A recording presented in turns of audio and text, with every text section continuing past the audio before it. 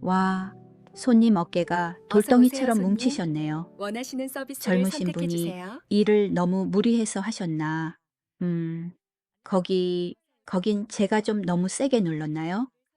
왜 그러세요? 아파서요? 아니면 다른 느낌이라도 드시나요?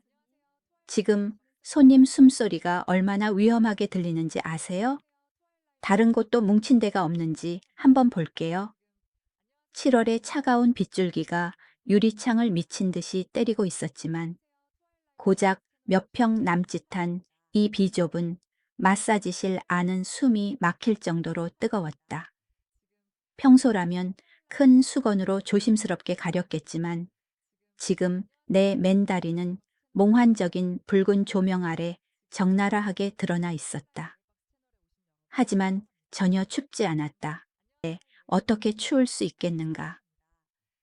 이 운명의 밤으로 깊이 들어가기 전에 구독과 좋아요를 눌러주세요. 여러분의 작은 행동이 제게는 큰 힘이 됩니다.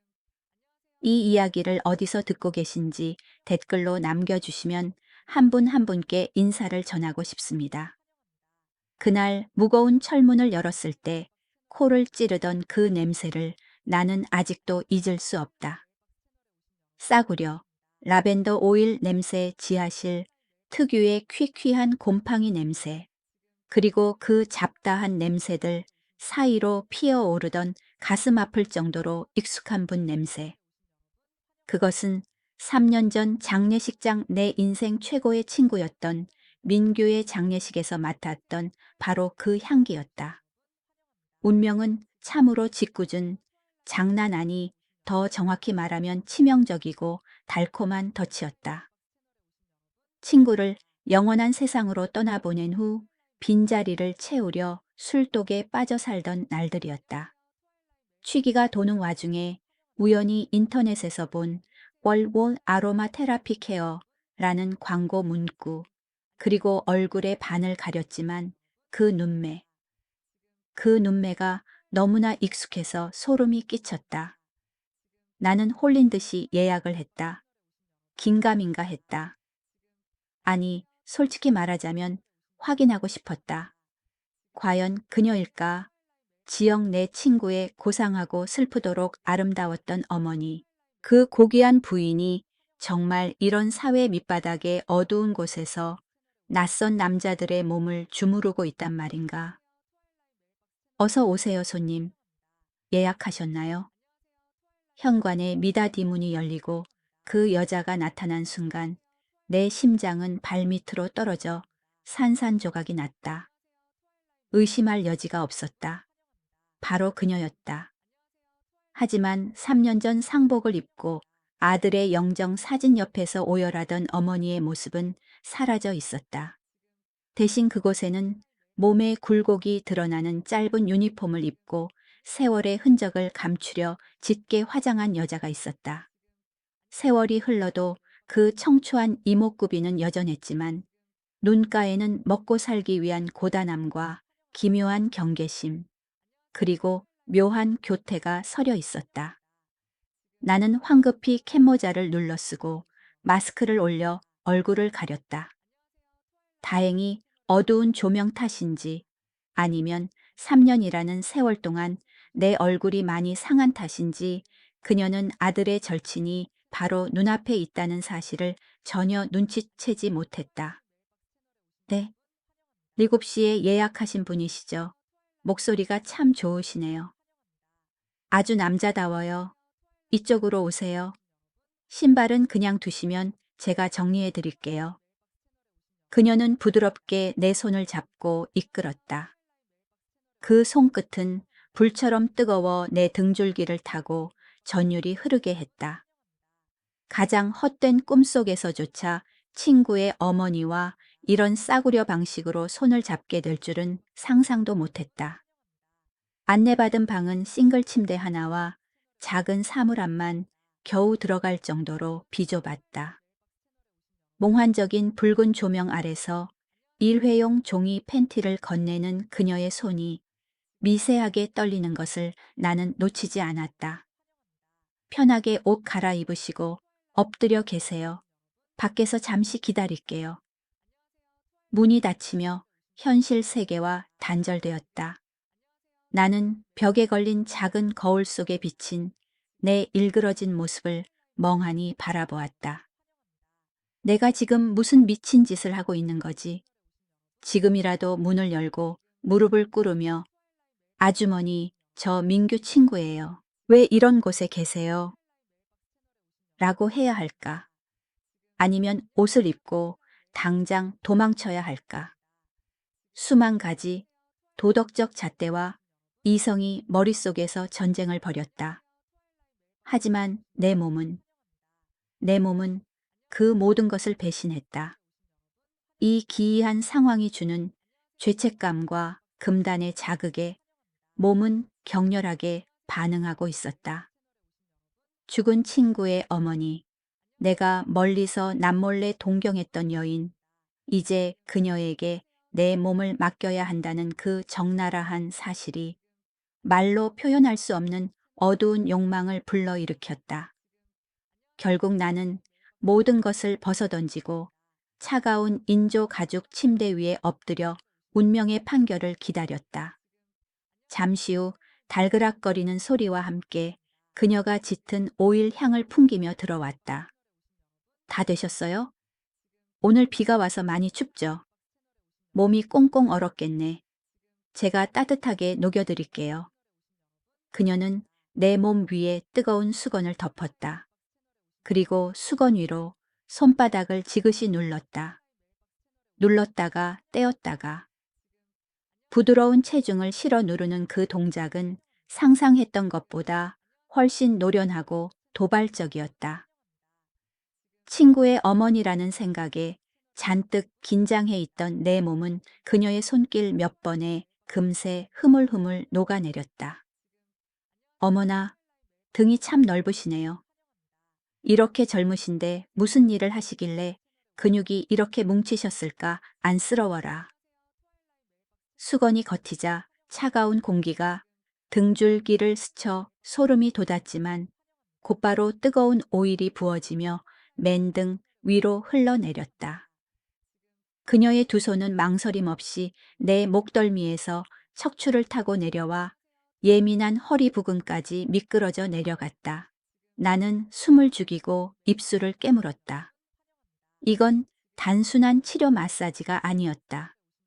굳은 살이 박였지만 부드러운 그녀의 손바닥이 살결을 스칠 때마다 모공 하나하나가 곤두서는 것 같았다. 힘 좀 쓸게요. 여기 꽉 막히셨네. 제가 뚫어드릴게요. 그녀가 내 허리를 깊숙이 누르자 힘을 쓰느라 그녀의 목구멍에서 가벼운 신음이 새어나왔다. 비좁은 방 안에서 그 소리는 몇 배로 증폭되어 들렸다. 거친 숨소리, 살과 살이 마찰하는 젖은 소리, 그리고 북소리처럼 요동치는 내 심장 소리만이 남았다. 엎드린 채 곁눈질로 옆을 보니 그녀의 얼굴이 내 귀 바로 옆에 있었다. 땀이 송골송골 맺힌 이마 방안에 열기로 상기된 볼 거친 숨결에 따라 오르내리는 가슴. 모든 것이 너무나 적나라하고 너무나 여자였다. 그녀는 지금 아들의 친구가 아니라 돈을 내고 쾌락을 사는 남자 손님으로서 나를 서비스하고 있다. 그 잔혹한 진실이 나를 고통스럽게 하면서도 미칠 듯한 흥분을 안겨주었다. 그녀의 손길은 점점 대담해져 통상적인 선을 넘고 있었다. 베개에 얼굴을 깊이 파묻고 절망적으로 고개를 저을 뿐이었다. 지금 고개를 들면 붉게 달아오른 얼굴과 욕망으로 탁해진 내 눈을 들키고 말 것이다. 나는 눈을 질끈 감았다. 그녀가 알아차릴까 두려우면서도 동시에 뭔가 미친 일이 벌어지기를 기대하고 있었다. 손님 몸, 참 예쁘네요. 탄탄하고 생기가 넘쳐요. 그녀의 목소리는 몽롱하고 젖어 있었으며 갈망으로 가득 차 있었다. 그것은 마사지사의 입에 발린 소리가 아니었다. 남편을 잃고 자식마저 잃은 채 3년이라는 긴 시간을 고독 속에 갇혀 살던 과부가 비로소 젊은 사내의 뜨거운 살결을 만지며 내뱉는 마음의 소리 같았다. 그녀의 엄지손가락이 내 허리 온폭한 곳에서 의미 없는 원을 그리더니 부서질 듯한 목소리로 속삭였다. 손님, 제 아들 또래쯤 되어 보이네요. 우리 아들도 살아 있었다면 이렇게 듬직했을 텐데. 그 말은 찬물을 끼얹듯 내 몸을 굳게 만들었다. 민규, 내 친구. 죽은 아들의 이름이 이 기막힌 상황에서 어머니의 입을 통해 나왔다. 그 순간 양심이 깨어날 줄 알았지만 비극적이게도 그 가슴 아픈 상황은 모든 것을 더욱 병적으로 왜곡시켜 버렸다. 죽은 아들을 그리워하면서 동시에 아들뻘 되는 사내의 몸을 어루만지며 대리 만족, 아니 육체적 보상을 찾으려는 듯한 그녀. 지극한 슬픔과 여자의 욕망이 뒤섞인 그녀의 눈빛을 상상하자 내 이성은 완전히 무너져 내렸다. 죄책감과 쾌락이 뒤엉켜 달콤한 독약이 되었다. 누님, 아드님이 계셨어요. 나는 잔뜩 쉰 목소리로 물었다. 낯설게 들리는 내 목소리였다. 모르는 척해야 한다. 이 가면을 끝까지 써야만 이 연극을 계속할 수 있다. 그녀의 손이 잠시 멈칫하는 듯 하더니 무거울 정도로 고요한 정적이 흘렀다. 이내 씁쓸한 웃음소리가 들려왔다. 네, 있었죠. 정말 착하고 잘생긴 아들이었는데 제가 복 없는 어미라서 먼저 보냈네요. 저런 많이 힘들고 마음 아프셨겠습니다. 힘들긴요. 죽은 사람은 죽은 거고 산 사람은 살아야죠. 그래서 이렇게 이 바닥에서 발버둥 치며 먹고 사는 거고요. 그녀의 목소리가 떨리며 메어왔다. 그리고 다시 손이 움직이기 시작했다. 이번에는 아까보다 훨씬 급박하고 끈적했다.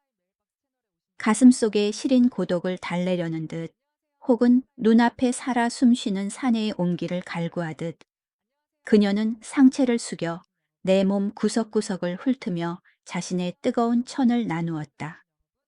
그녀의 부드러운 몸이 내 등 위로 스칠 때마다 나는 민규가 누구인지 까맣게 잊고 그저 몸을 돌려 이 불행한 여인을 꽉 껴안고 싶을 뿐이었다.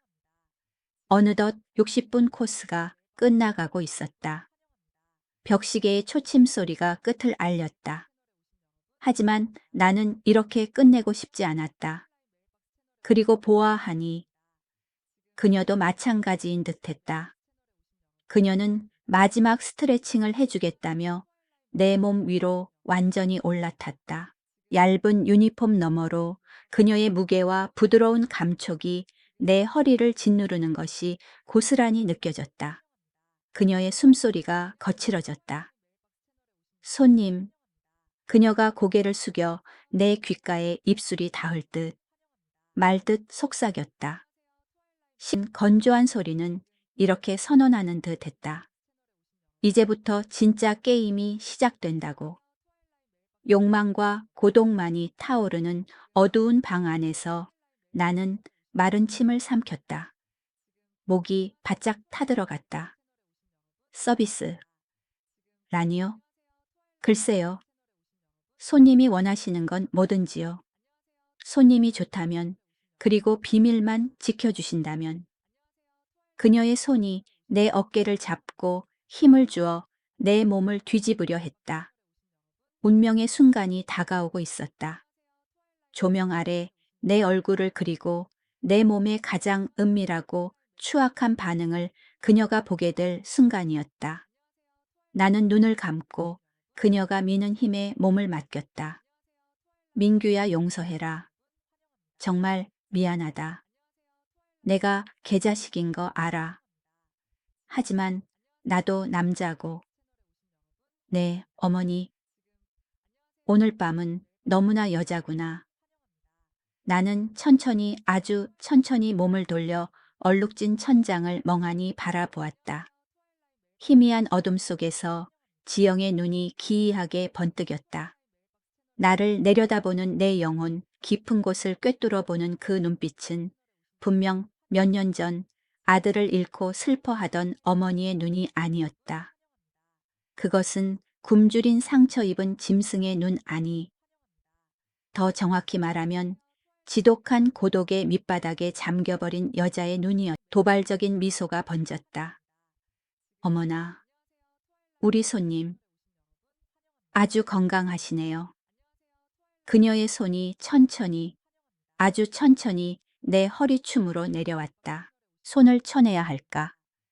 아니면 모르는 척 받아들여야 할까? 이성은 안 돼. 라고 비명을 질렀지만 내 몸은 이미 언제부터인가 이 여자의 포로가 되어 있었다. 그날 밤 나는 브레이크가 고장난 차를 타고 금기의 선을 향해 페달을 밟고 있는 미치광기와 같았다. 그 손이 위험한 곳에 닿는 숨 막히는 순간 나는 무의식적으로 그녀의 손목을 꽉 잡았다. 나약한 거절이었을까? 아니면 내 영혼이 나락으로 떨어지기 직전의 마지막 방어 본능이었을까? 나의 돌발 행동에 그녀가 눈을 동그랗게 뜨고 놀랐다. 숨소리와 심장 소리만 뒤섞인 무거운 침묵이 흘렀다. 싫으세요? 제가 마음에 안 드시나요? 그녀는 손목을 빼려 하기는커녕 오히려 내 소나귀 안에서 손목을 살짝 비틀며 아양을 떨듯 유혹적인 몸짓을 보였다. 그 눈빛.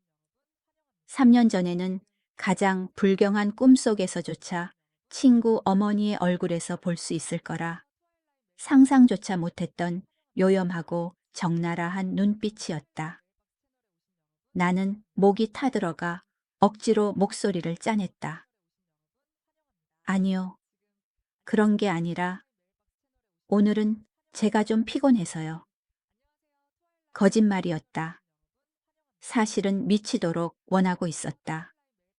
하지만 지금 선을 넘으면 그녀가 내 정체를 알게 되었을 때의 파국이 두려웠다. 무엇보다 민규의 환하게 웃는 영정사진이 저주처럼 머릿속을 맴돌아 완전히 타락할 수가 없었다. 그녀는 잠시 아쉬워하더니 이내 프로의 가면을 다시 쓰고 활짝 웃었다. 알겠어요. 우리 손님은 점잖은 분이시구나. 그럼 오늘은 림프 순환만 풀어드릴게요. 피로 회복엔 이게 최고거든요. 치료라는 명목에 그녀는 다시 내 위에 올라타 허벅지 안쪽 깊은 곳을 꾹꾹 누르기 시작했다. 직접적인 행위는 없었지만 그 애매한 접촉은 실제 행위보다 더 선정적이고 신경을 갉아먹었다. 뜨거운 오일이 묻은 그녀의 손이 사타구니 사이를 스칠 때마다 나는 기억의 소용돌이 속으로 빨려 들어갔다. 지금 내 다리 사이를 주무르고 있는 이 여자, 불과 3년 전만 해도 얼마나 고귀하고 범접할 수 없는 존재였던가. 3년 전 겨울 민규의 장례식장이 선명하게 떠올랐다. 그날 장례식장은 하얀 국화 냄새와 차가운 향 냄새로 가득 차 숨이 막힐 지경이었다. 영정 속 민규는 환하게 웃고 있었지만 그 앞을 지키던 지영은 세상이 무너진 듯 위태로워 보였다. 그때 그녀는 지금처럼 짙은 화장에 짧은 유니폼을 입은 여자가 아니었다. 단정한 검은색 개량 한복을 입고 화장기 없는 창백한 얼굴로 조문객을 맞이하던 그녀는 한 폭의 슬픈 수묵화처럼 고귀하고 아름다웠다. 준우야, 우리 민규 어떡하니? 불쌍해서 어떡하니? 나를 보자마자 다리에 힘이 풀려 휘청거리는 그녀를 나는 반사적으로 달려가 부축했다. 처음이었다. 친구의 어머니를 내 품에 안은 것은. 품에 안겨 오열하는 그녀의 몸은 깃털처럼 가벼우면서도 불덩이처럼 뜨거웠다. 그때의 향기는 이런 싸구려 라벤더 오일 냄새가 아니었다. 고급스러운 비누 향과 눈물 젖은 여인의 채취가 내 코끝을 스쳤다. 흐트러진 옷 사이로 드러난 하얀 목선과 쇄골을 보며 친구를 잃은 슬픔 속에서도 친구의 어머니에게서 여자를 느껴버린 나 자신을 얼마나 저주했던가. 나는 죽어 마땅한 개자식이라고 자책했었다.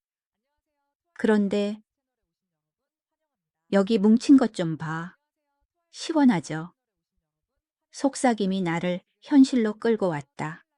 그 고귀했던 미망인이 지금은 내 허벅지 사이에 얼굴을 파묻고 거친 숨을 몰아쉬고 있다. 도대체 3년 동안 무슨 일이 있었던 걸까? 남편이 빚이라도 남긴 걸까? 아니면 혼자 남은 외로움을 견디지 못해 스스로 타락의 길을 선택한 걸까? 거칠어진 손등 손목에 선명한 파스 자국 등 고단한 삶의 흔적들이 가슴을 후벼 팠다.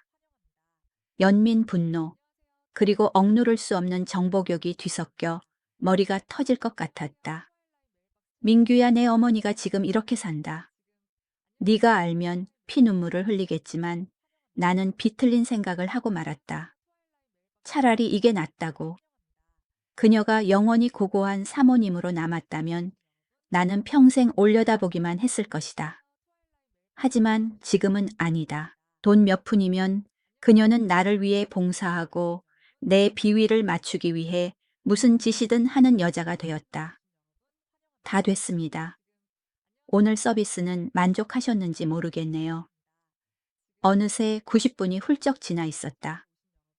그녀는 땀을 닦으며 일어났다. 나는 몽롱한 정신을 추스르며 허둥지둥 옷을 입었다. 지갑에서 현금을 꺼내는 손이 떨렸다. 10만 원, 그리고 팁으로 5만 원을 더 얹어 테이블 위에 놓았다. 어머, 팁까지 주시고 감사해요, 오빠. 다음에 오시면 더 화끈하게 해드릴게요. 오빠. 그녀의 입에서 나온 오빠라는 호칭이 비수처럼 가슴에 꽂혔다. 그녀는 내 팔짱을 끼고 문까지 배웅했다. 팔에 닿는 풍만한 가슴의 감촉이 적나라 했다. 문을 열자 차가운 밤 공기가 밀려들어왔지만 내 몸의 열기는 식을 줄 몰랐다. 또 올게요. 그때는 마지막 타임 비워둬요. 생각할 겨를도 없이 말이 튀어나왔다. 마지막 타임. 어둡고 은밀한 약속. 그녀가 그 속에 숨겨진 의미를 모를 리 없었다. 그녀의 눈이 의미심장한 반달 모양으로 휘어졌다. 어머, 마지막 타임은 경쟁이 치열한데 오빠니까 특별히 빼놓을게요. 꼭 오셔야 해요. 그녀의 손끝이 내 손바닥을 간지럽히듯 스치고 멀어졌다. 철문이 닫히고 나는 어두운 골목에 홀로 남겨졌다. 노란 가로등 불빛 아래서 나는 내 손을 내려다보았다. 아직도 그녀의 오일 냄새가 배어 있었다. 그날 밤 나는 병적인 맹세를 했다. 다른 어떤 놈도 이 여자를 건드리지 못하게 하겠다고.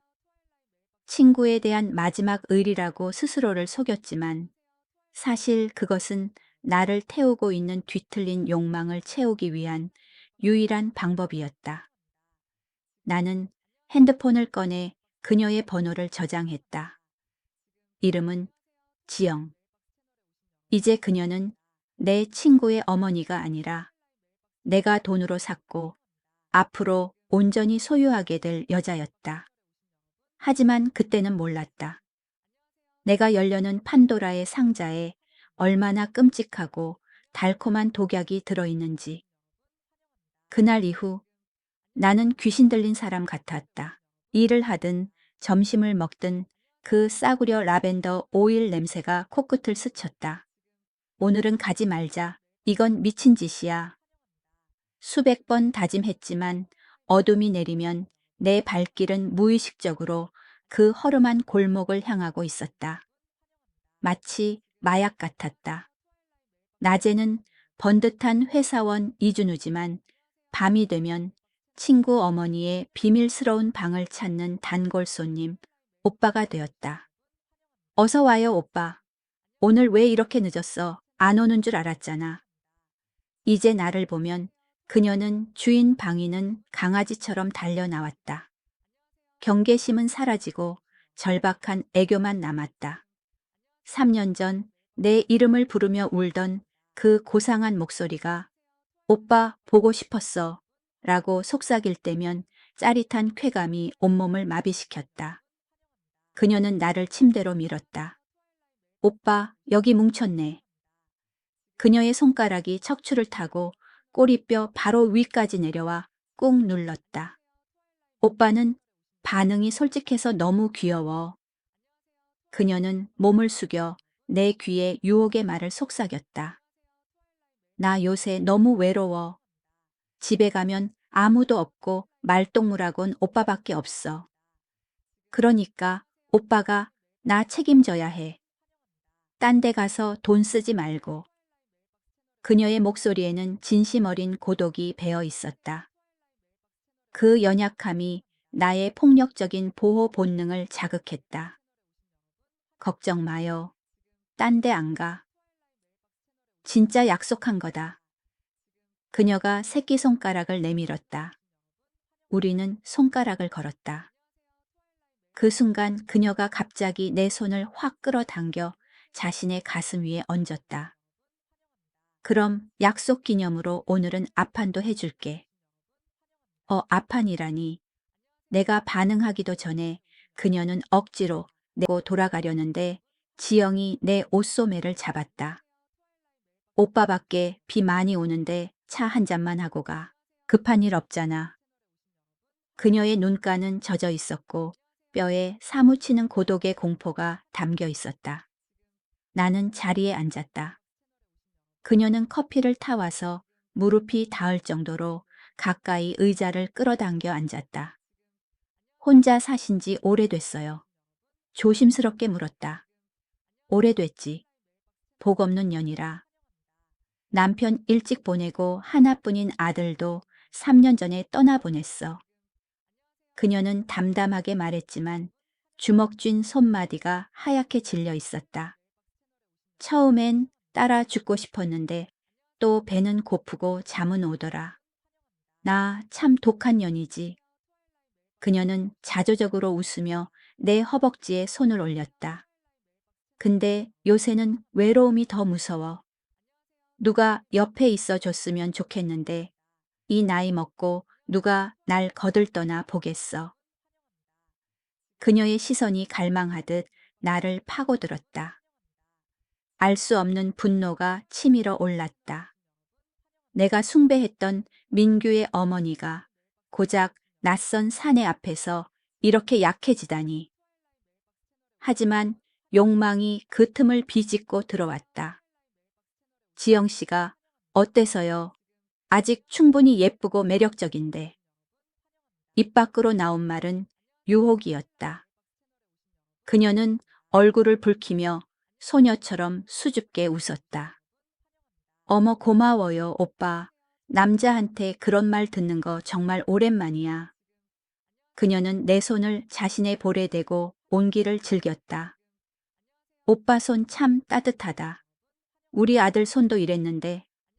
아, 아니야. 다르지. 이건 남자의 손이야. 크고 단단한. 저기 오빠, 오늘 밤에 약속 있어. 그녀가 조심스럽게 물었다. 약속 없어요. 그럼 나랑 술 한잔 할래? 비도 오는데 집에 들어가기 너무 싫어서 그래. 그녀는 안으로 들어가 옷을 갈아입고 나왔다. 몸에 딱 붙는 원피스에 하이힐. 훨씬 과감하고 도발적인 모습이었다. 우리는 룸이 있는 술집으로 갔다. 지영은 맞은편이 아니라 내 옆자리에 바짝 붙어 앉았다. 춥다. 오빠가 좀 안아줘. 그녀는 죽기 살기로 술을 마셨다. 얼굴이 붉게 달아오르고 몸이 내 쪽으로 완전히 기울어지더니 테이블 아래로 내 허벅지를 주무르기 시작했다. 오빠 그거 알아? 오늘 기분이 참 묘해. 지난 3년은 지옥 같았는데 오늘은 갑자기 천국에 온 것 같아. 오빠가 내 옆에 있다는 게 믿기지가 않아. 갑자기 그녀가 평소와 다른 날카로운 눈빛으로 내 얼굴을 빤히 쳐다봤다. 근데 오빠 자세히 보니까 누구랑 참 많이 닮았다. 심장이 덜컥 내려앉았다. 올 것이 온 건가? 누구요? 우리 아들 친구 중에 준우라는 놈이 있어. 민규랑 제일 친했던 놈. 그녀의 입에서 내 이름이 나오는 순간 나는 하마터면 술잔을 떨어뜨릴 뻔했다. 그놈 참 나쁜 놈이야. 장례식장에서는 세상 떠나가라 울더니 일 끝나니까 코빼기도 안 비치더라. 민규가 얼마나 아꼈는데 친구란 놈이 어떻게 그럴 수 있어. 죽은 애만 불쌍하지. 그녀의 목소리엔 원망이 가득했다. 나는 내 비겁함을 뼈저리게 깨달았다. 흑심을 들킬까봐 도망친 것이었지만 그녀에게는 배신이었다. 그놈 참 나쁜 놈이네요. 그 친구란 놈. 나는 나 자신을 욕했다. 하지만 그녀는 내 어깨에 머리를 기대며 중얼거렸다. 그래, 나쁜 놈이지. 근데 오빠 보니까 그놈 생각이 나네. 그놈도 오빠처럼 덩치가 좋았는데. 준우 그놈이 찾아왔으면 내가 밥이라도 해줬을 텐데. 아, 아니지. 혹시 알아, 그놈도 남잔데 내가 꼬셨을지도 모르지. 네. 무슨 농담을 그렇게 하세요? 나는 소스라치게 놀랐다. 농담이야. 내가 미쳤어. 아들 친구한테 그러게. 근데 오빠, 나 요새 진짜 미쳐가나 봐. 남자가 너무 고파. 밤마다 몸이 불덩이처럼 달아올라. 그녀는 깔깔 웃더니 내 목을 끌어안고 뜨거운 입술로 귓가를 스쳤다. 오빠, 오늘 밤 집에 가지 마. 나 혼자 두지 마 나. 테이블 아래로 그녀의 손이 대담하게 허벅지 안쪽 깊숙이 파고들었다. 적나라 하고 절박했다. 지영씨 취했어요. 이제 일어나요. 안 취했어. 나 멀쩡해. 오빠 나 싫어 보여줄까? 내가 얼마나 뜨거운지 보여줄까? 그녀가 술집에서 단추를 풀려고 했다. 내가 급히 말리자 그녀는 내 손을 잡아 거칠게 요동치는 자신의 가슴 위에 얹었다. 봐. 심장이 이렇게 뛰잖아. 나는 비틀거리는 그녀를 부축해 밖으로 나왔다. 빗줄기는 굵고 바람은 찼다. 그녀는 내 품에 안겨 골목 끝 낡은 아파트를 가리켰다. 오빠, 우리 집 바로 저기야. 갈 거지. 그녀가 가리킨 곳은 민규의 집이었다. 내가 수도 없이 드나들었던 곳. 3년 만에 다시 그곳에 발을 들이게 되었다. 친구가 아니라 그 어미의 남자가 되어. 알겠어요. 데려다 줄게요. 데려다만 주는 거야. 다짐했다. 하지만 좁은 우산 아래서 그녀는 내 허리를 감싸 안고 젖은 입술을 내 목에 비벼댔다. 오빠, 오늘 밤은 아무 생각하지 마. 나만 봐. 나도 오빠만 볼게. 준우든 민규든 다 잊어버리고 우리 둘만 생각해. 그 말은 주술처럼 혹은 달콤한 저주처럼 들렸다. 그래, 오늘 하루만이다. 친구야, 미안하다. 네, 어머니가 너무 외롭단다. 그리고 나도 너무 외롭다. 비밀번호를 누르는 지영의 손가락이 떨렸다. 버튼 누르는 소리가 시한폭탄의 카운트다운처럼 들렸다. 띠디디디디디디 경쾌해서 더 비꼬는 듯한 알림음과 함께 문이 열렸다. 안쪽에 칠흑 같은 어둠이 길 잃은 두 영혼을 삼키려는 짐승처럼 입을 벌리고 기다리고 있었다. 망설임 없이 우리는 서로를 꽉 껴안고 그 어둠 속으로 뛰어들었다.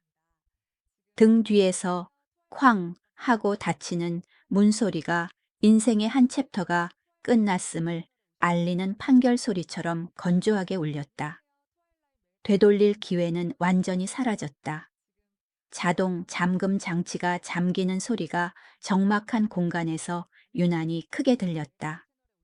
복도에서 새어들어온 노란 불빛이 익숙한 복도 타일과 낡은 신발장을 비췄고 이 집 특유의 냄새가 코를 찔렀다.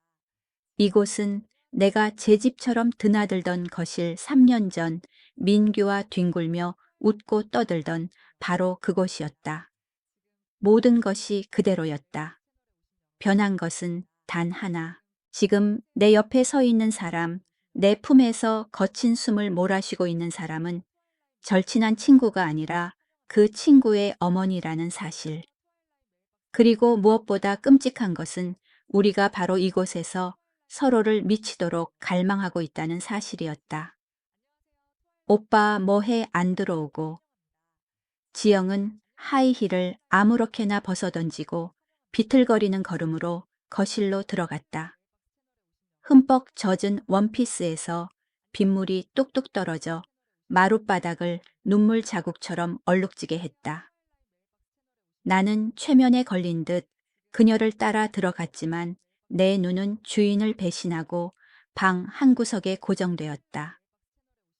장식장 위 액자들은 침묵 속에 그 자리를 지키고 있었다. 교복을 입고 환하게 웃는 민규, 그리고 그 옆에서 세상 다 가진 듯 행복하게 미소 짓는 젊은 시절의 지영. 그 사진들은 마치 수천 개의 보이지 않는 감시의 눈처럼 나를 뚫어지게 노려보며 심판하고 있었다. 민규야, 내가 지금 무슨 미친 짓을 하고 있는 거냐? 발이 돌덩이를 매단 듯 무거웠다. 죄책감이 발목을 휘감아 나를 붙잡았다. 하지만 바로 그때 지영이 갑자기 뒤를 돌아 회오리 바람처럼 내 품으로 파고들었다. 너무 추워. 이리 와서 좀 안아줘. 그녀는 내 허리를 꽉 끌어안고 빗물에 젖은 얼굴을 내 가슴팍에 절박하게 비볐다. 빗물의 냉기와 고독한 여자의 뜨거운 천이 동시에 전해져 나를 태워버릴 듯했다. 그녀는 이미 이성의 끈을 반쯤 놓은 것 같았다. 아들의 집, 아들의 친구, 아들의 영정사진, 바로 앞이라는 이 기막힌 상황도 그녀에게는 더 이상 도덕적 걸림돌이 되지 못했다. 오히려 그 금기가 그녀를 더 흥분시키고 타락하게 만드는 듯했다. 오빠, 우리 씻을까? 같이 씻을래? 아니면 그냥 해버릴까? 그녀의 손이 셔츠 단추 사이로 파고들어 내 살결을 더듬었다. 거친 손끝이 가슴을 스치고 복부를 타고 내려오자 숨이 턱 막혔다. 멈춰! 라고 비명을 지르는 이성과 받아들여!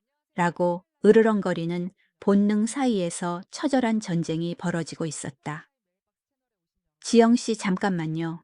여긴 집이잖아요. 집이라서 더 좋은 거야? 아무도 없잖아. 누가 우릴 보겠어. 귀신이라도 볼까봐. 그녀는 킥킥거렸다. 그 웃음소리는 요물처럼 울려 퍼지더니 이내 그녀가 내 입술을 덮쳤다. 달콤함 술의 쓴맛, 그리고 뜨거운 숨결이 입안으로 밀려 들어왔다. 마사지 숍에서의 기교 넘치는 손길과는 전혀 달랐다.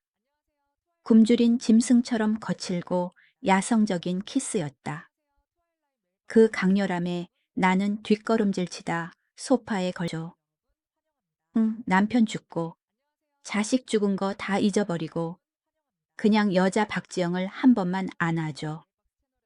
그녀의 애원은 가슴을 찢는 비명 같았다. 그녀는 내 손을 잡아 자신의 왼쪽 가슴에 갖다 댔다. 그녀의 심장은 미친 듯이 뛰고 있었고 그 박동이 내 가슴까지 울릴 정도였다. 그래, 딱 한 번만이다. 오늘 밤이 지나면 모든 것은 어둠 속에 묻힐 것이다. 나는 눈을 질끈 감고 그녀의 허리를 감싸 안으며 모든 것을 내려놓으려 했다. 그리고 그녀를 소파에 눕히려는 찰나 화광, 하늘이 찢어질 듯한 천둥 소리와 함께 번개가 번쩍이며 밤을 갈랐다. 거실 전등이 깜빡거렸다. 그 짧고 섬뜩한 순간 번개 불빛이 맞은편 벽에 걸린 민규의 대학 졸업 사진을 비췄다. 학사모를 쓰고 세상 누구보다 환하게 웃고 있는 내 친구. 그리고 사진 속 그 눈. 그 눈동자가 나를 뚫어지게 쳐다보고 있었다. 제 어미를 무릎 위에 앉혀둔 절친한 친구놈을 정면으로 응시하고 있었다. 이준우 너 지금 무슨 짐승만도 못한 짓을 하는 거야? 환청이 들렸다. 저승에서 부르는 소리처럼 귓가에 선명했다. 나는 끓는 물을 뒤집어 쓴 듯 정신이 번쩍 들었다. 안 돼. 아무리 욕망에 눈이 멀어도 친구 앞에서 친구의 집에서 이런 짓을 하는 건 짐승보다 못한 패륜이다. 그만해요. 나는 소리치며 있는 힘껏 그녀를 밀쳐냈다. 갑작스러운 힘에 지영은 차가운 마룻바닥으로 나뒹굴었다. 아, 오빠 왜 그래 갑자기 왜 이러는데. 그녀는 믿을 수 없다는 눈으로 눈물이 그렁그렁한 채 나를 올려다보았다. 헝클어진 머리카락 번진 립스틱, 흐트러진 옷매무새. 그 비참한 몰골을 보자 구역질이 치밀었다. 그녀 때문이 아니라 나 자신이 너무나 혐오스러워서였다. 이건 아닙니다. 이건 정말 아니에요. 뭐가 아닌데 오빠도 좋았잖아. 아까 흥분했잖아. 이제 와서 발 빼려고. 수치심은 분노로 바뀌었다. 그녀는 악을 쓰며 다시 내게 달려들었다. 이성을 잃은 사람처럼 필사적으로 매달리며 억지로라도 상황을 이어가려 했다. 이거 놔요. 놓으라니까. 안 놔. 오늘 오빠 못 가. 나 혼자 두지 마. 무서워 죽겠단 말이야. 절망적인 실랑이가 이어졌다. 그녀는 울며불며 할퀴었고 나는 필사적으로 막아냈다. 그러다 그녀의 손톱에 긁힌 내 손목에서 통증이 느껴지는 순간 마지막 이성의 끈이 툭 하고 끊어졌다. 이 상황은 숨길 수도 없고 더 이상 숨길 자격도 없었다. 제발 그만 좀 하세요, 어머니. 내 입에서 튀어나온 그 두 글자는 저주처럼 거실의 공기를 순식간에 얼어붙게 만들었다. 지영의 미친 듯한 몸부림이 딱 멈췄다. 그녀는 천천히 고개를 들어 믿을 수 없다는 표정으로 나를 멍하니 바라보았다. 어머니, 지금 나보고 뭐라고 했어? 그녀의 동공이 심하게 흔들렸고 취기는 순식간에 날아간 듯했다. 나는 거친 숨을 몰아쉬며 떨리는 손으로 뒷주머니에서 지갑을 꺼냈다. 3년 동안 부적처럼 지니고 다녔던 낡은 사진, 고등학교 졸업식 날 민규와 어깨동무를 하고 환하게 웃고 있는 사진. 나는 그 사진을 바닥에 그녀의 바로 눈앞에 내려놓았다. 저 준우예요. 이준우. 민규랑 제일 친했던 그 친구요. 정적이 공간을 집어삼켰다. 시간이 멈춘 듯한 완벽하고 섬뜩한 침묵. 그녀는 떨리는 손으로 사진을 집어들었다. 사진 속 앳된 소년, 준우와 눈앞의 죄의 많은 사내를 번갈아 보는 그녀의 눈이 점점 커지더니 경악과 극도의 공포로 물들었다. 네가 준우라고, 민규 친구 준우라고. 네, 맞습니다. 죄송합니다. 제가 정말 아주머니께 그리고 민규에게 죽을 죄를 지었습니다. 나는 고개를 푹 숙이고 처분을 기다렸다. 차라리 뺨을 때리고 욕하고 때려주길 바랐다. 하지만 그녀는 아무 말이 없었다. 그 침묵은 죽음보다 더 무거웠다. 잠시 후 밤을 찢는 듯한 비명이 터져 나왔다. 그녀는 사진을 바닥에 내팽개치고 양손으로 머리를 감싸 쥔 채 몸을 잔뜩 웅크리고 사시나무 떨듯 떨었다. 말도 안 돼. 이건 꿈이야. 그래, 악몽이야. 어떻게 네가 준우일 수가 있어. 준우가 나한테 이럴 순 없어. 그녀는 잔혹한 현실을 부정하려 애쓰고 있었다. 아들의 절친과 아들뻘 되는 남자와 온갖 교태를 부리고 뒹굴 뻔했다는 적나라한 진실. 그 끔찍한 수치심과 충격이 그녀를 벼랑 끝으로 몰고 가고 있었다. 그녀의 얼굴은 붉어졌다가 창백해지더니 이내 잿빛으로 변해갔다. 어머니, 진정하세요. 내가 다가갔다. 오지 마. 내 몸에 손대지 마. 더러워. 너도 더럽고 나도 더러워. 그녀는 공포에 질려 소리치며 뒷걸음질 쳤다. 혐오. 그녀의 눈에는 극도의 혐오가 서려 있었다. 나에 대한 혐오. 그리고 그보다 1000배는 그 작은 몸은 여전히 폭풍 속의 나무집처럼 떨리고 있었고 입에서는 상처 입은 짐승 같은 처절한 울음이 터져 나왔다. 흑흑. 내가 미쳤지. 내가 노망이 났지. 아들 친구한테. 세상에 민규야. 엄마가 미안해. 엄마가 죽어야 해. 그녀는 내 품에서 혼절하듯 오열했다. 젖은 옷 너머로 전해지는 천에는 이제 욕망 따위는 조금도 남아있지 않았다. 그저 산산이 부서져 내릴 듯 위태롭고 작아진 한 여인의 지독한 고통만이 있을 뿐이었다. 나는 떨고 있는 그 육신을 꽉 끌어안았다. 지금 손을 놓으면 이 여자는 정말로 부서져 버릴 것 같았다. 이것이 우리의 진정한 첫 포옹이었다. 욕망이 완전히 거세된 후회와 죄책감, 그리고 깊은 연민만이 남은 지옥처럼 차가운 포옹. 하지만 아이러니하게도 가장 비극적인 그 순간에 나는 미친 결심을 했다. 더 이상 도망치지 않겠다고. 이 부서진 여자에게 끝까지 책임을 지겠다고. 내 친구의 어머니에게. 그리고 내 심장이 이미 반응해버린 이 여자에게. 그 앞길이 세상의 손가락질을 받는 지옥일지라도 나는 걸어가겠다고. 거실은 전쟁터처럼 엉망이었다. 엎어진 탁자, 여기저기 흩어진 유리 조각들이 깜빡이는 조명을 반사하고 있었다. 그 혼돈의 한가운데서 빗물과 눈물에 젖은 두 남녀가 절망적으로 서로를 안고 있었다. 탈진할 때까지 몸부림치던 지영은 이제 날개 꺾인 인형처럼 내 품에 늘어져 거친 숨만 몰아쉬었다. 하지만 그녀의 입은 여전히 자책과 저주를 멈추지 않았다. 가. 제발 가. 내 이런 꼴 더 보지 말고 가란 말이야. 그녀는 갈라지고 부서진 목소리로 속삭였다. 헝클어진 머리카락 사이로 보이는 눈은 초점을 잃고 텅 비어 있었다.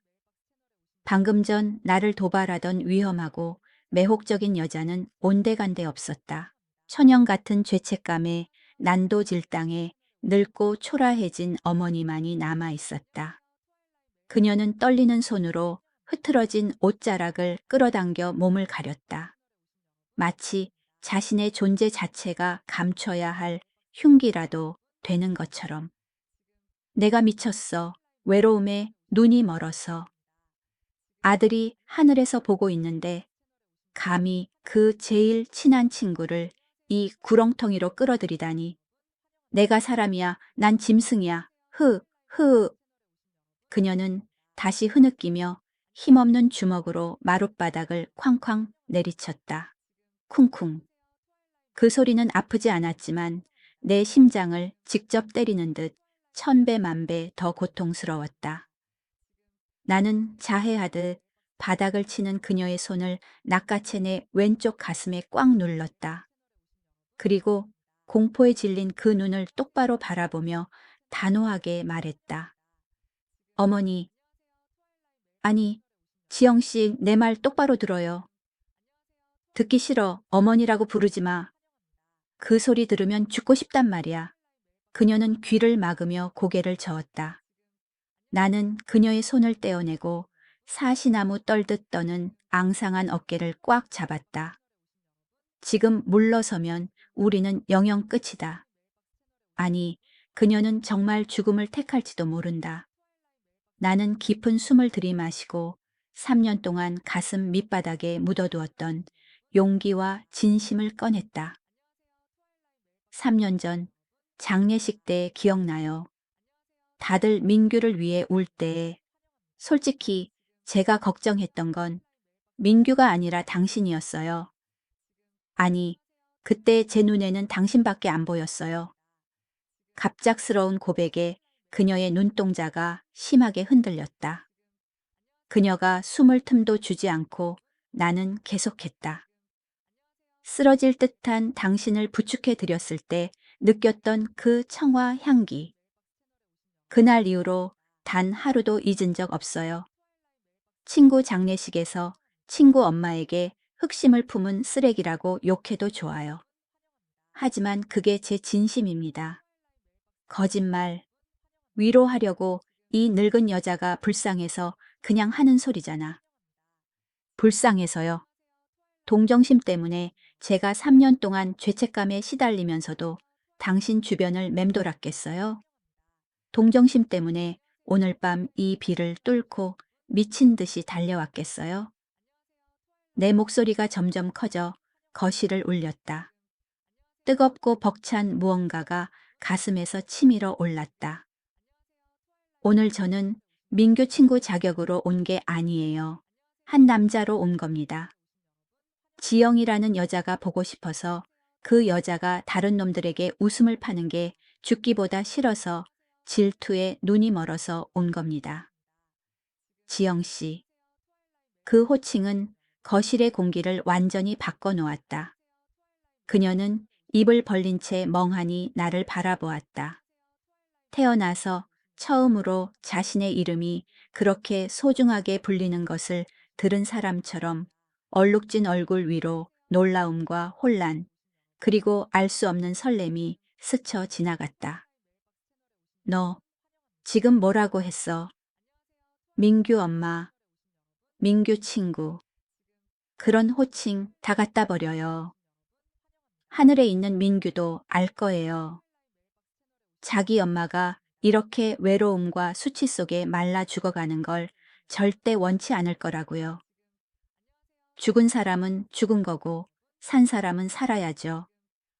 사랑받는 여자로 행복하게 살아야죠. 나는 눈물 범벅이 된 그녀의 볼을 감싸 쥐었다. 화장이 지워져 기미와 주름 세월의 잔인한 흔적들이 적나라하게 드러났지만 지금 내 눈에 그녀는 세상 그 어떤 여자보다 아름답고 성스러워 보였다. 과거도 상처도 지금 무슨 일을 하는지도 상관없어요. 그냥 박지영이라는 여자면 충분해요. 제가 책임지겠습니다. 제가 당신의 남자가 되겠습니다. 그녀의 뺨을 타고 다시 눈물이 흘러내렸다. 하지만 이번엔 달랐다. 막다른 골목의 절망적인 눈물이 아니라 마음의 빗장이 풀리며 흐르는 해방의 눈물이었다. 그녀는 믿기지 않는다는 듯 떨리는 손으로 내 뺨을 어루만졌다. 준우야, 정말이니 정말 나 같은 여자라도 괜찮은 거니 아들 친구 잡아먹은 환양년이라고 손가락질 받아도 괜찮은 거야. 누가 뭐라든 상관 안 해요. 우리 둘만 괜찮으면 돼요. 그리고 잡아먹힌 건 저예요. 제가 당신한테 미쳐버린 거니까.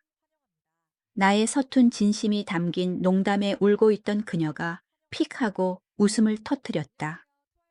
그 미소는 운명과의 휴전 신호였다. 나는 더 이상 참지 않고 고개를 숙여 그녀에게 키스했다. 아까의 일방적이고 폭력적인 키스가 아니었다. 상처를 어루만지고 죄를 씻어내고 서로의 존재를 확인하는 깊고 애틋한 키스였다. 빗물에 젖은 그녀의 입술은 차가웠지만 입안은 뜨거웠다. 빗물 맛과 눈물의 짠맛이 섞인 쓰라리면서도 저리도록 달콤한 키스였다.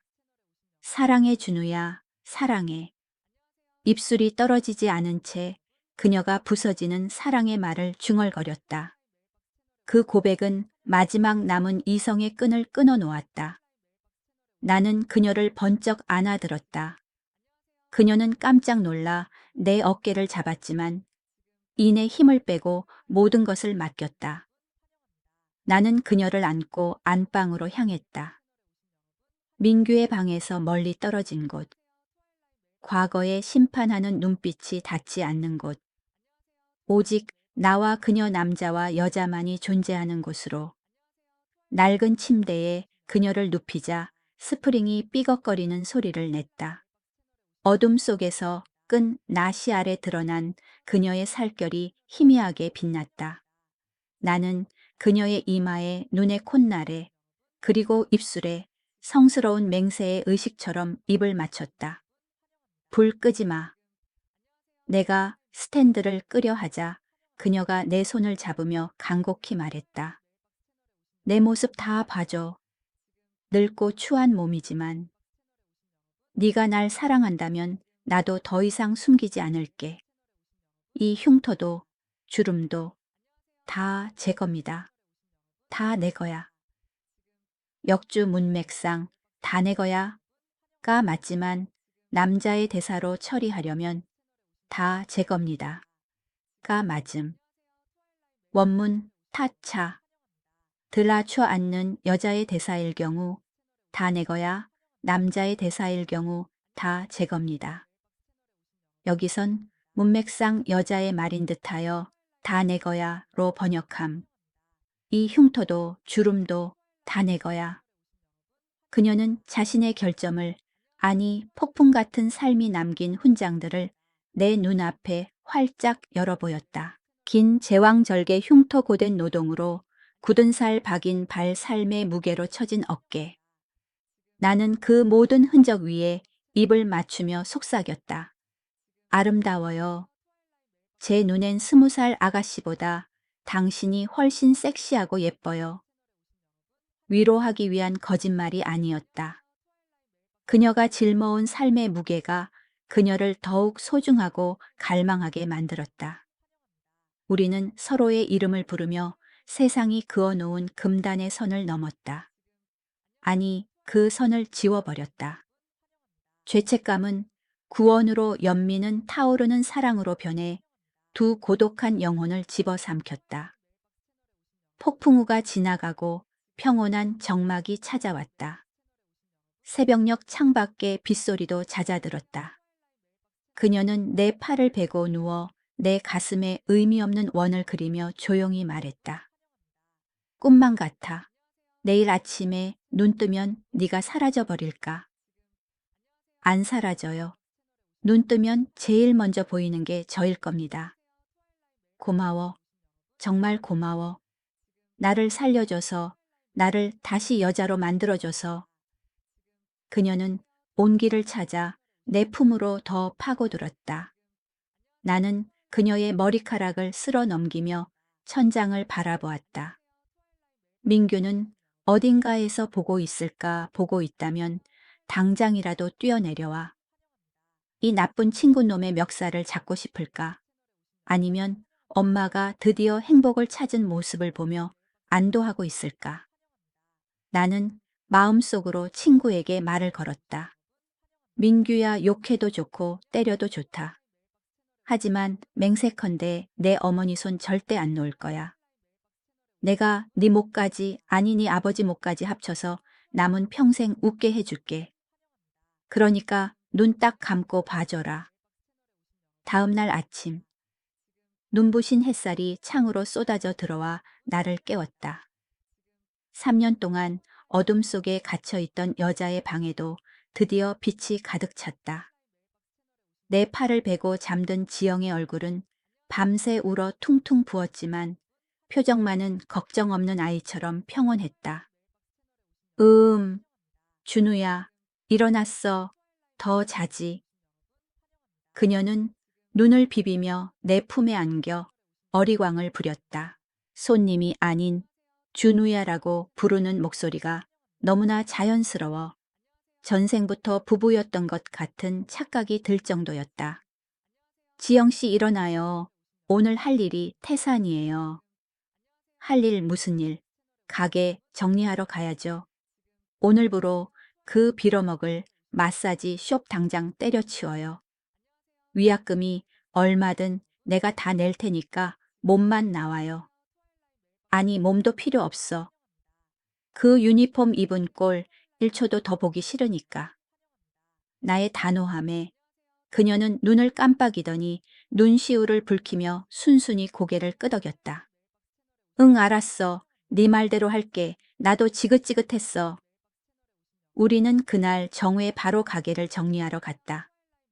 지영이 짐을 챙겨 나올 때 여사장은 이 나이에 나가서 어딜 취직하려고 그러냐며 비아냥거렸지만 나는 보란 듯이 그녀의 손을 꽉 잡고 문을 박차고 나왔다. 햇살 쏟아지는 거리로 나오자 그녀는 숨을 크게 들이쉬며 말했다. 공기가 이렇게 달콤한 줄 몰랐어. 하지만 잔혹한 현실이 호락호락하게 우리를 놔줄 리 없었다. 20살 넘는 나이 차이 친구의 엄마와 아들의 친구. 우리가 마트나 거리를 걸을 때면 사람들의 따가운 시선이 독화살처럼 날아와 꽂혔다. 어머 저 여자 좀 봐. 아들이랑 가는 건가 너무 젊은데. 아들이랑 저렇게 팔짱을 끼나 딱 봐도 제비족 끼고 다니는 거네. 나이 먹고 주책이다 진짜. 등 뒤에서 들려오는 악의적인 수긍어림. 예전 같았으면 지영은 겁을 먹고 내 손을 놓으며 고개를 숙이고 죄인처럼 숨었을 것이다. 하지만 이제 그녀는 달랐다. 사람들이 쳐다볼수록 그녀는 내 팔을 더 꽉 끌어안고 허리를 꼿꼿이 폈다. 지영 씨 괜찮아요. 괜찮아. 내가 무슨 죄 지었어. 살인을 했어. 도둑질을 했어. 내가 사랑하는 남자랑 걷는데 지들이 무슨 상관이야. 이제 난 무서울 거 하나도 없어. 맞아요. 내가 옆에 있는데 뭐가 무서워요. 어느 화창한 주말 우리는 민규가 잠들어 있는 양평 추모 공원을 찾았다. 3년 만이었다. 민규 볼 면목이 없어 도망만 치던 비겁자가 이제는 그 녀석 어머니의 손을 잡고 당당하게 녀석 앞에 섰다. 유리창 너머로 환하게 웃는 민규 사진을 보니 가슴 한구석이 아려왔다. 지영은 말없이 차가운 유리를 쓰다듬으며 눈물을 훔쳤다. 민규야 엄마 왔어. 내 친구 주는 놈도 같이 왔다. 그녀의 목소리가 떨렸다. 나는 그녀의 어깨를 감싸 안고 속으로 친구에게 속삭였다. 민규야 나쁜 친구놈 왔다. 많이 놀랐지.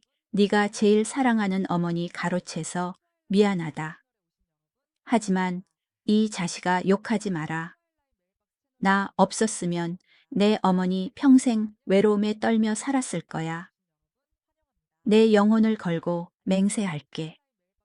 너랑 못다한 우정, 자식 노릇, 남편 노릇 다 합쳐서 네 어머니께 갚을게.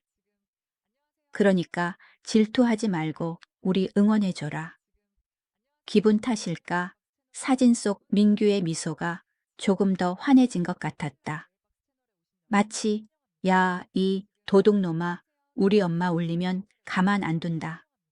라고 장난스럽게 투덜거리는 녀석의 목소리가 들리는 듯했다. 산을 내려오는 길 지영이 내 손을 잡으며 작게 물었다. 준우야, 너 후회 안 하니? 나처럼 상처 많고 늙은 여자 만나서 내 창창한 앞길 막는 거 아냐. 나중에 더 젊고 예쁜 여자 보이면 나 버릴 거지. 농담처럼 말했지만 눈빛에는 깊은 불안이 서려 있었다. 나는 걸음을 멈추고 몸을 돌려 그녀를 마주보며 진지하게 말했다. 지영 씨, 내 눈 똑바로 봐요. 내 미래. 지영 씨가 내 미래예요. 트럭으로 젊고 예쁜 여자들을 갖다 줘도 난 필요 없어요. 난 당신의 눈과 주름이 좋고 이 거친 손이 좋고 나를 볼 때마다 소녀처럼 붉어지는 볼이 좋아요. 내가 사랑하는 건 껍데기가 아니라 박지영이라는 사람 그 자체예요. 그러니까 다신 그런 바보 같은 소리 하지 마요. 알았어. 그녀가 환하게 웃었다. 3년 전에 우울했던 미망이는 죽었다. 내 앞에는 사랑받고 소중히 여겨지는 기쁨으로 생기 넘치는 한 여자가 있을 뿐이었다. 우리는 이제 작은 가게를 준비하고 있다. 지영의 훌륭한 음식 솜씨를 살려 반찬 가게를 열 생각이다. 어둡고 좁은 마사지, 숍이 아니라 맛있는 음식 냄새와 사람의 온기가 가득한 곳에서 그녀는 더 이상 누구도 피할 필요가 없을 것이다. 당당하게 살며 사장님 소리를 들을 것이다. 내가 퇴근하고 가게에 들러 그녀의 앞치마를 풀어주고 함께 저녁을 먹고 밤에는 서로의 온기를 나누며 잠드는 것. 그것이 우리가 꿈꾸는 소박하지만 완벽한 미래다. 가끔 한밤중에 깨어 옆에서 들려오는 그녀의 고른 숨소리를 들으면 문득 두려워질 때가 있다. 이 행복이 비누 거품처럼 터져버리면 어쩌지, 세상의 혹독한 편견이 우리를 갈라놓으면 어쩌지 하지만 그럴 때마다 나는 그녀의 손목에 있는 흉터를 어루만진다. 모진 삶이 남긴 상처가 이제는 내 사랑의 증인이 되었다. 그러면 이상하게도 마음이 평온해진다. 사람들은 말한다. 사랑은 타이밍이다. 하지만 나는 그 말에 반대한다. 타이밍이 좀 어긋나면 어떤가? 조금 늦으면 어떻고 순서가 좀 뒤바뀌면 어떤가? 결국 중요한 건 서로를 알아보는 마음과 그 마음을 지킬 용기가 아닐까. 세상 사람들은 우리를 금지된 사랑이라거나 주책이라고 손가락질할지도 모른다. 하지만 우리는 안다. 이 사랑이 얼마나 어렵게 왔는지, 그래서 얼마나 귀하고 절실한지. 누가 뭐래도 우리는 절대 서로의 손을 놓지 않을 것이다. 지금 맞잡은 손의 온기만이 세상의 유일한 진실이니까. 우리의 과거 이야기는 여기까지다. 하지만 나와 지영의 진짜 사랑은 이제부터 시작이다. 내일은 그녀와 함께 가게 간판을 보러 갈 것이다. 그녀가 제일 좋아하는 꽃무늬 원피스를 입혀주고 세상에서 제일 맛있는 점심을 사줄 것이다. 그리고 말해줄 것이다. 어제보다 오늘 더 사랑한다고. 부족한 제 이야기를 들어주셔서 감사합니다. 여러분의 삶에도 비록 조금 늦더라도 심장을 울리는 사랑이 달콤한 구원이 찾아오기를 바랍니다.